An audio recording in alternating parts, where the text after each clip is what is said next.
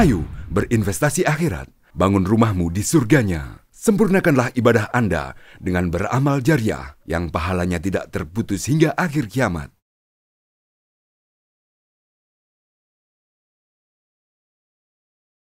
A'udzu billahi minasy syaithanir rajim. Bismillahirrahmanirrahim. Wa in kuntum ala safarin wa lam tajidu katiban farihanum maqbudah fa in amina ba'dukum ba'dan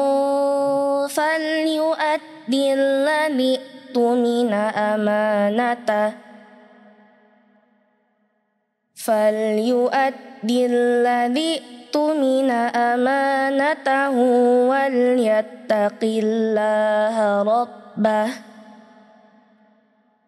wala taktumus syahadah wa man yaktumha fa innahu athimun qalbuh wallahu bima ta'maluna alim. Sadaqallahul azim. Bismillahirrahmanirrahim. Alhamdulillah. Assalamualaikum warahmatullahi wabarakatuh. Alhamdulillahilladzi hadana lihadza wa ma kunna linahtadiya laula an hadanallah. Asyhadu an la ilaha illallah wahdahu la syarikalah. Wa ashhadu anna Muhammadan abduhu wa rasuluh. Allahumma fassalli wa sallim wa barik ala sayyidina wa habibina Muhammad wa ala alihi wa ashabihi wa man tabi'ahum bi ihsanin ila yaumiddin. Kaum muslimin dan muslimat, para pemirsa dan pendengar yang dirahmati Allah.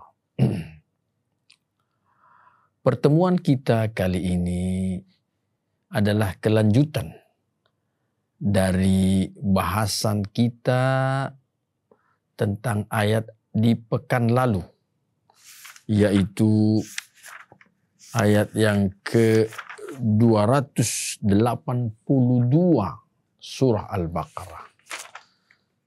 Dikenal pula dengan ayat yang terpanjang yang ada di dalam Al-Quran. Para hadirin yang dirahmati Allah, di ayat yang lalu itu Allah mengajarkan kepada kita tentang tertib administrasi, amanah, jujur, dan tentu tak boleh seseorang itu membahayakan orang lain.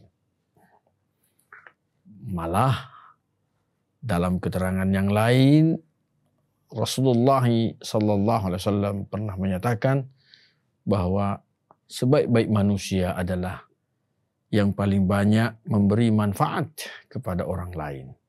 Khairun nasi anfa'uhum linnas.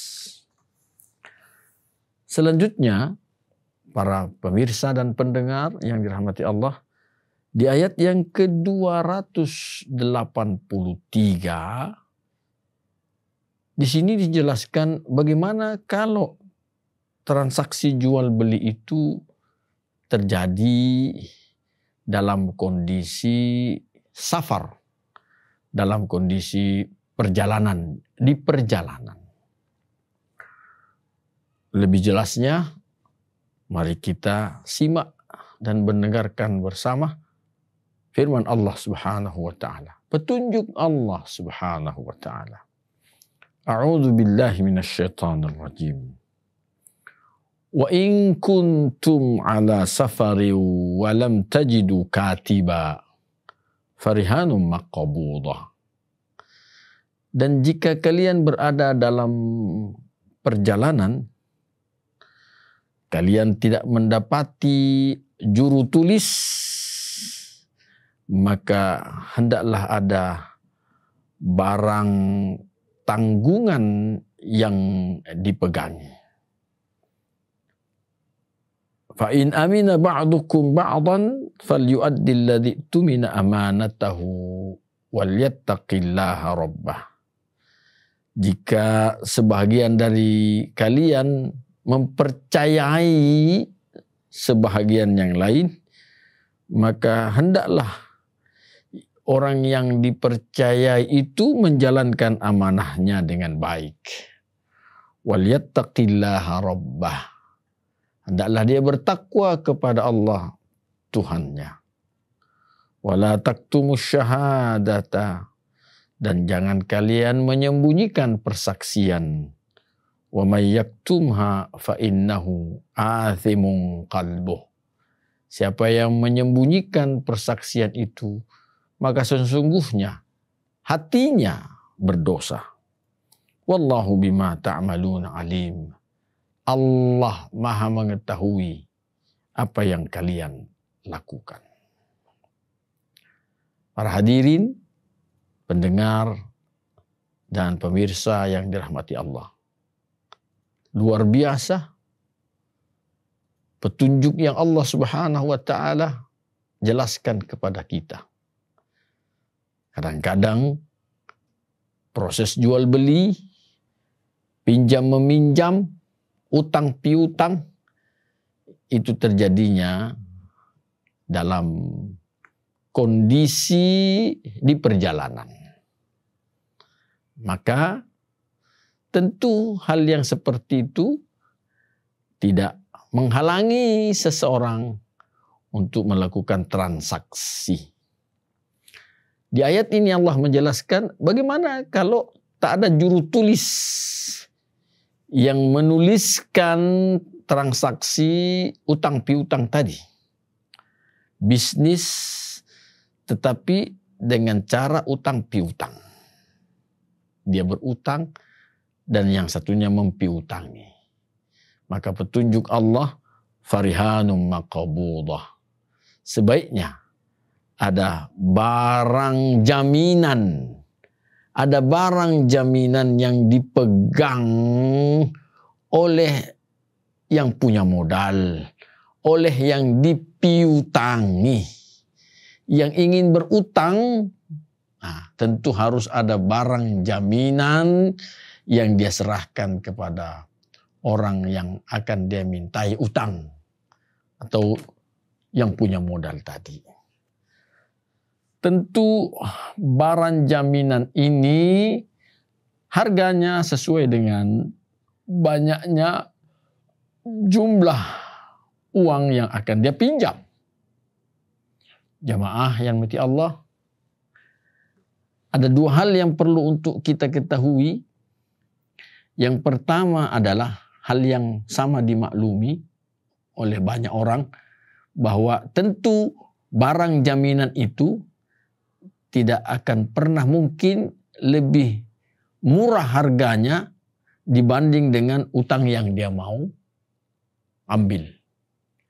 Artinya, kalau barang jaminannya itu lebih murah, maka tentu jumlah utang yang bisa dikasih ya sesuai dengan jaminan harga dari jaminan barang tadi. Sebaliknya, kalau barang jaminan itu lebih mahal harganya dari sejumlah utang yang mau dia utang itu, maka tentu yang punya modal hendaknya memberikan utang yang berlebih dari yang diinginkan. Karena barang jaminannya lebih mahal harganya dibanding dengan sejumlah uang yang mau dia utangi. Itulah sebabnya sekali lagi faktor kejujuran ini tak bisa lepas dalam persoalan ini. Yang puncaknya, para hadirin dan pendengar sekalian, adalah persoalan moralitas, tentu sebuah keniscayaan. Akhlak, sebuah keniscayaan. Yang kedua, di ayat ini menjelaskan fa in amina ba'dukum ba'dha falyu'addil ladzi tumina amanatah.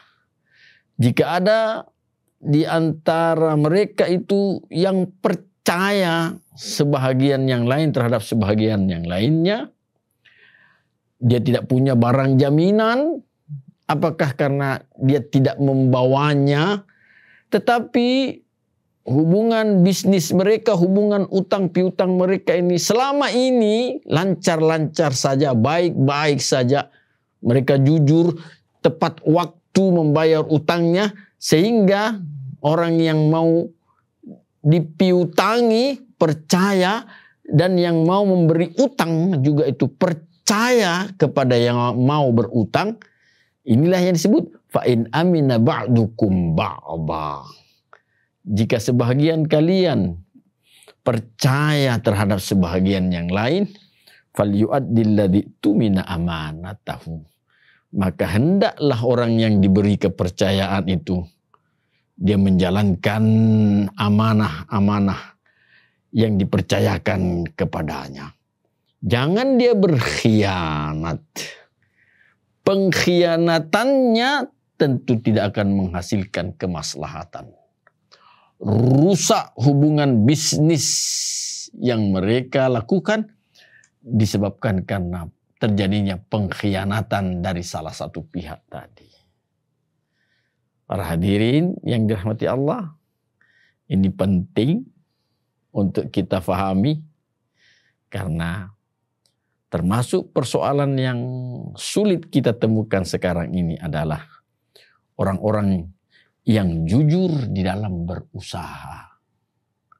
Orang-orang yang amanah di dalam berusaha. Ini yang sulit untuk kita temukan. Apakah masih ada orang yang jujur, orang yang amanah? Harus kita optimis, masih ada. Tetapi untuk bisa menemukan orang yang seperti ini, ya tentu ada kesulitan. Biasanya, kebanyakannya orang yang berutang itu ketika mau berutang, tutur katanya manis. Manis, rayuannya manis. Tetapi kalau sudah jatuh tempo, maka berbagai macam alasan dan cara yang dia lakukan menghindarkan diri dari pembayaran utangnya. Ini tentu tidak akan menghasilkan kemaslahatan bagi orang yang memberi piutang tadi itu, dan tentu bisnis yang seperti ini tidak akan terbangun dengan bagus. Selanjutnya Allah pun mengingatkan, waliyattaqillaha rabbah. Hendaklah mereka bertakwa kepada Allah Tuhannya. Ini kalimat yang halus, tetapi ada peringatan yang tajam di balik kalimat yang halus ini. Kalau ingin bisnis seseorang diridhoi, diberkahi oleh Allah Subhanahu wa taala, maka hendaklah bisnis itu dibangun di atas akhlak yang mulia. Kalau ingin hubungan seseorang bagus, ya, maka tentu harus dibangun di atas akhlak yang mulia. Hubungan yang baik dengan seseorang, dengan orang lain, tentu ini akan melancarkan bisnis seseorang. Karena betapapun juga, ya, bisnis ini adalah hubungan sosial antara seseorang dengan banyak orang. Maka tentu ketakwaan kepada Allah Subhanahu wa taala sebuah keniscayaan. Ini belum kita berbicara tentang persoalan ya tanggung jawab seseorang kepada Allah Subhanahu wa taala kalau dia tidak bertakwa yang berkaitan dengan persoalan bisnis. Bukankah dosa-dosa pengkhianatan itu adalah dosa yang tentu ya dipertanggungjawabkan di sisi Allah Subhanahu wa taala. Wala taktumus syahadata. Jangan kalian sembunyikan persaksian. Ya. Jangan apakah itu ya uangnya, barangnya dipersaksikan atau yang menjadi saksi dalam proses utang piutang tadi. Wa may yaktumha fa innahu athimun qalbuh. Siapa yang menyembunyikan persaksian, maka sungguh hatinya telah berdosa. Para pemirsa dan pendengar yang dirahmati Allah. Kalau hati berdosa, maka tentu segala apa yang dilakukan oleh manusia itu berpotensi untuk melakukan kesalahan. Bukankah hati itu tempat bersemayamnya iman? Hati itu jadi sentral kebaikan atau kejahatan yang dilakukan oleh seluruh anggota tubuh. Dalam sebuah hadis yang sahih, Rasulullah menyatakan, Inna fil jasadi mudghatan. Sesungguhnya dalam tubuh manusia itu ada segumpal darah. Idza salahat. Jika segumpal darah itu baik, salahal jasadu kulluh. Seluruh tubuh manusia juga akan baik. Wa idza fasadat. Tapi jika yang segumpal darah itu rusak, fasadal jasadu kulluh. Seluruh tubuh manusia juga akan rusak. Ala wahyal qalbu. Ketahuilah bahwa yang segumpal darah itu dialah hati. Dalam ayat yang lain di dalam Al-Quran bahwasanya di dalam hati inilah bersemayamnya iman. Orang yang hatinya berpenyakit tentu imannya bermasalah. Akan melahirkan kemunafikan. Akan melahirkan kefasikan. Jika hatinya rusak. Jika hatinya berdosa, maka lidah ini juga mudah melakukan kosakata yang melahirkan dosa. Mudah untuk berbohong. Mudah untuk berjanji dan mengingkari janji. Mudah melahirkan pemikiran-pemikiran nakal guna merugikan orang lain dan pihak lain. Athimun qalbu. Hati yang berdosa tentu menyebabkan potensi yang besar seluruh anggota tubuh melakukan pula perbuatan-perbuatan dosa. Sebaliknya, kalau hati seseorang baik, maka hati yang baik ini berpotensi pula melahirkan kebaikan-kebaikan yang dilakukan oleh anggota tubuh ini.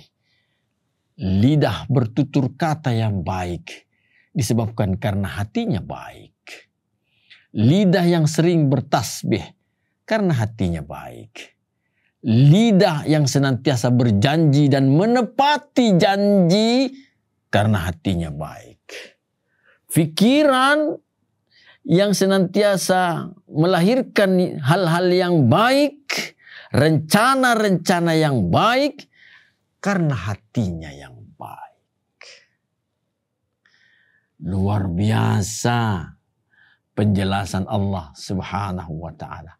Hati menjadi sentral penentu nilai manusia.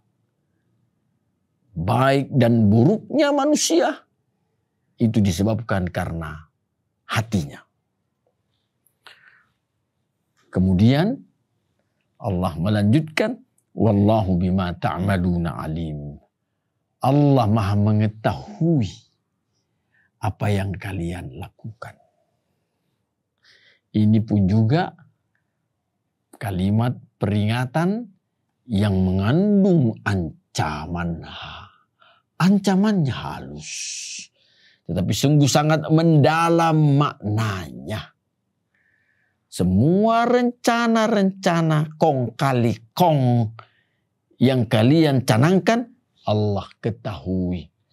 Sebagai bentuk pengkhianatan, Allah ketahui. Sebaliknya, seluruh harapan-harapan yang baik yang lahir dari bisnis, praktek bisnis yang bagus, praktek utang piutang yang bagus, tentu pun Allah Maha mengetahuinya. Bukan hanya itu, dari seluruh rencana yang bagus itu, insya Allah melahirkan keberkahan dari Allah Subhanahu wa Ta'ala. Para hadirin yang dirahmati Allah, kita kembali tentang utang piutang itu. Ada beberapa keterangan Rasulullah SAW yang semua ini ya sebagai inzar, peringatan bagi kita untuk tidak menggampang-gampangkan utang piutang tadi itu. Meskipun utang piutang salah satu kebutuhan manusia, tetapi jangan menggampang-gampangkannya. Karena tentu ini masalah. Di antara hadis Rasulullah itu diriwayatkan oleh At-Tahawi dan Abu Ja'far At-Tabari dan Harith bin Abi Usamah dalam masnadnya dari Uqbah bin Amir anna Rasulullah sallallahu alaihi wasallam qala, bahwasanya Rasulullah SAW beliau bersabda, la tukhiful anfusa ba'da amniha. Jangan kalian menakut-nakuti jiwa ini sesudah dia menjadi aman. Jangan kalian menakut-nakuti diri ini sesudah diri ini menjadi aman. Kalau sahabat bertanya, ya Rasulullah, wa ma dzaka? Wahai Rasulullah, apa gerangan itu yang menyebabkan diri ini, jiwa ini menjadi takut? Apa penyebabnya ya Rasulullah? Qala, beliau menjawab, ad-dainu, utang piutang. Utang menyebabkan seseorang tentu menjadi gelisah.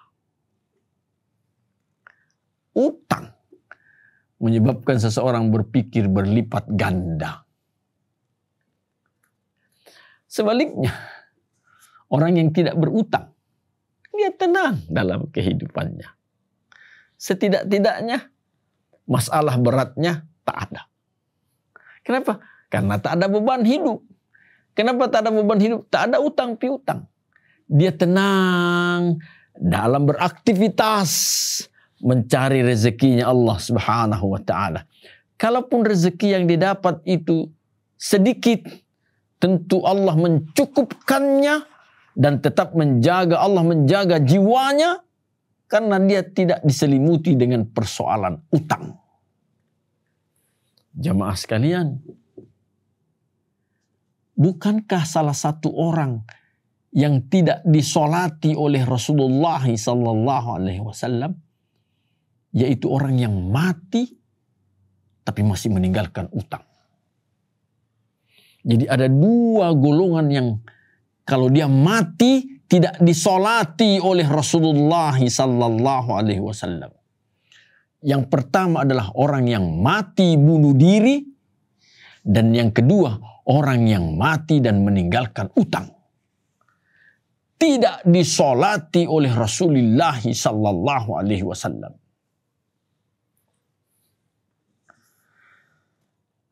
Dalam hadis yang lain, Rasulullah menyatakan, ad-dainu hammum bil-laili wa madhallatum bin-nahari. Utang itu adalah hal yang menggelisahkan di malam hari. Wa madhallatum bin-nahar. Dan dia menghinakan seseorang di siang harinya. Dia sulit tidur, sulit beristirahat, karena dia senantiasa dibayang-bayangi oleh utangnya.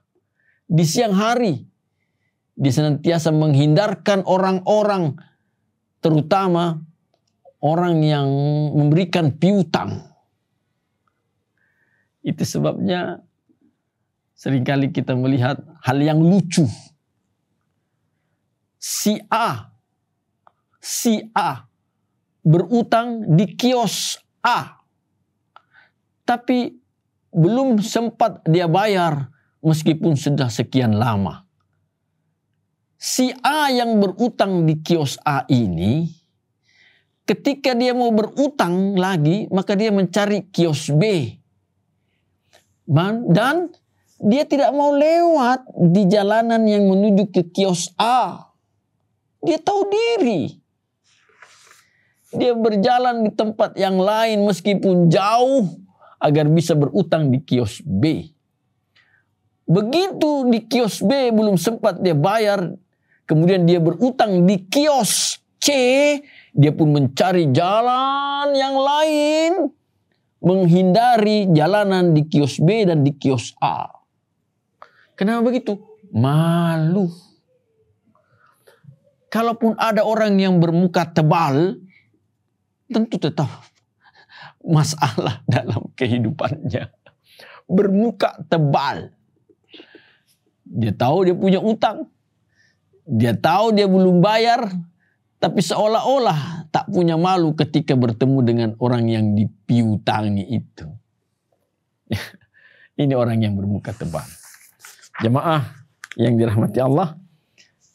Semua ini Allah ajarkan kepada kita. Agar aktivitas bisnis kita ini berjalan dengan baik, diridhoi oleh Allah Subhanahu wa taala, dan tentu hubungan antar sesama manusia juga menjadi baik. Ya, inilah yang disebutkan oleh Rasulullah SAW. Ya, beliau berkata kepada Amru bin As, Rasul menyatakan, ni'mal malus salihu lirrajulis salihi. Sebaik-baik harta, sebaik-baik harta itu adalah yang berada di tangan orang yang saleh. Jadi harta yang baik yang berada di tangan orang saleh, maka harta inilah yang membawa nikmat. Yang bersangkutan menikmatinya tentu juga akan bermanfaat bagi orang lain. Jamaah yang dirahmati Allah, inilah tijaratan lan tabur, perdagangan yang tidak akan pernah merugi, yang mana perdagangan yang dijalankan oleh orang yang saleh. Sebaliknya, orang yang hanya berperhitungan tentang keuntungan duniawi, tetapi lepas dari kaedah-kaedah agama, maka tentu hal yang menguntungkan yang dia dapat di dunia itu menambah fitnahnya dia nanti di hadapan Allah Subhanahu wa taala. Hartanya bertambah, tapi tidak bertambah dekat dia dengan Allah Subhanahu wa taala. Inilah yang disebut orang-orang mutrafin, orang-orang yang melampaui batas. Dari sisi duniawi kelihatan dia sukses, semakin meningkat. Tetapi dari peningkatan duniawi itu meningkat pula ketakaburannya. Meningkat pula gapnya dia dengan masyarakat yang banyak. Meningkat pula gapnya dia, semakin renggangnya dia dengan Allah Subhanahu wa ta'ala. Apa yang diharap? Sementara Rasulullah menyatakan di hari akhirat nanti Allah tidak menilai rupa seseorang, Allah tidak menilai badan seseorang, Allah tidak menilai harta seseorang. Yang dinilai oleh Allah adalah ketakwaan seseorang. Mari jamaah sekalian, bersungguh-sungguh kita beraktivitas. Tetapi aktivitas yang kita lakukan dengan penuh kesungguhan itu tidak lepas daripada kaedah-kaedah yang disyariatkan oleh Allah Subhanahu wa taala. Sehingga aktivitas kita aktivitas yang diberkahi oleh Allah Subhanahu wa taala. Hasil dari aktivitas itu diberkahi oleh Allah, dinikmati oleh keluarga kita, maka keluarga kita pun juga keluarga yang diberkahi oleh Allah Subhanahu wa taala. Dan inilah kebahagiaan yang tak bisa tertukar dengan materi, dengan duniawi. Semoga Allah senantiasa merahmati kita semua. Adanallahu wa iyyakum ajma'in. Assalamualaikum warahmatullahi wabarakatuh. Ayo dukung media dakwah Masjid Agung Al-Akbar dengan ikut berdonasi pengadaan alat multimedia dan operasional dakwah. Usia boleh terputus, pahala jariah mengalir terus.